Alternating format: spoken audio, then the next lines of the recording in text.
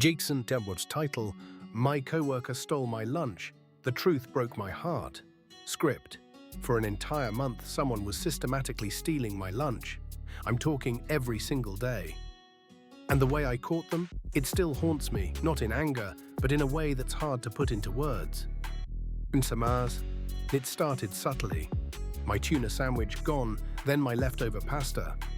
At first, I thought I was just forgetful, or maybe a cleaning crew accidentally tossed it.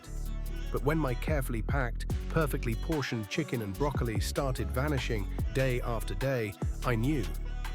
Someone was doing this deliberately. The anger, it was a slow burn that quickly turned into a raging inferno. Man, I tried everything. Passive-aggressive notes, please do not eat my food, it is clearly labeled. Nothing. I started marking my containers with a Sharpie, drawing little angry faces. Still, my food disappeared.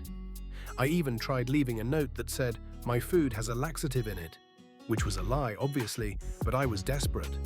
The next day, my hummus and carrots, poof, gone. This person had no shame. None.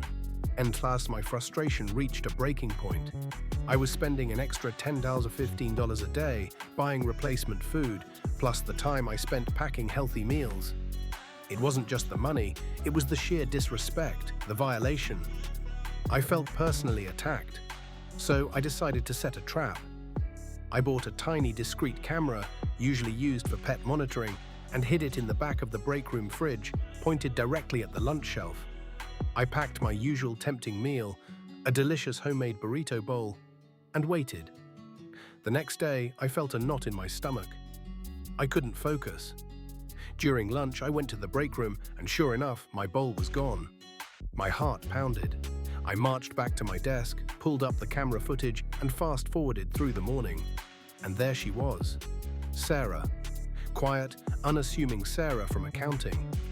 She looked around nervously, opened the fridge, grabbed my bowl, glanced at the label, and then with a quick, almost apologetic movement, put it in her bag and walked out. My blood ran cold. It wasn't some random person. It was Sarah. And I sat there, staring at the screen, a whirlwind of emotions. Anger, yes, but also confusion. Why Sarah? She seemed so meek. I saved the clip, and for a moment I considered sending it straight to HR, demanding her termination. But something held me back. I wanted to understand. Man. I waited until the end of the day, when most people had left. I found Sarah at her desk, packing up. Sarah, I started, my voice shaking slightly. She jumped, startled. Can I talk to you for a second? About my lunch? Mansaz, her face went pale, instantly. Her eyes welled up. Oh God, I'm so sorry, my name. She stammered, tears streaming down her face. I know I shouldn't have.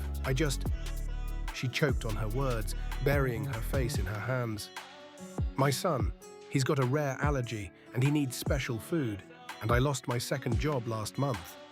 I haven't been able to afford groceries, not really. I take your leftovers because I can at least feed him something decent when he gets home from school. I'm so ashamed. The anger I'd felt for a month evaporated like smoke, replaced by a wave of crushing guilt.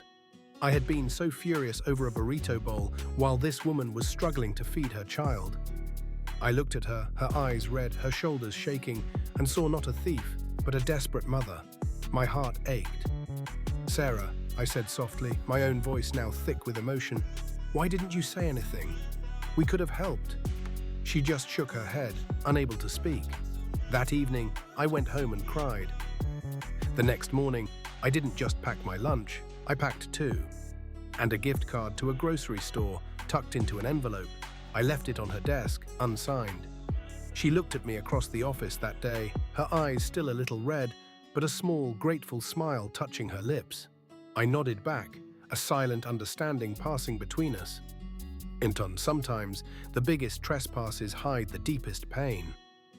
And sometimes what you think is an act of malice is really just a desperate cry for help. My lunches never went missing again, but the lesson, that's something I'll carry with me forever. Always look beyond the surface. You never know what battles people are fighting.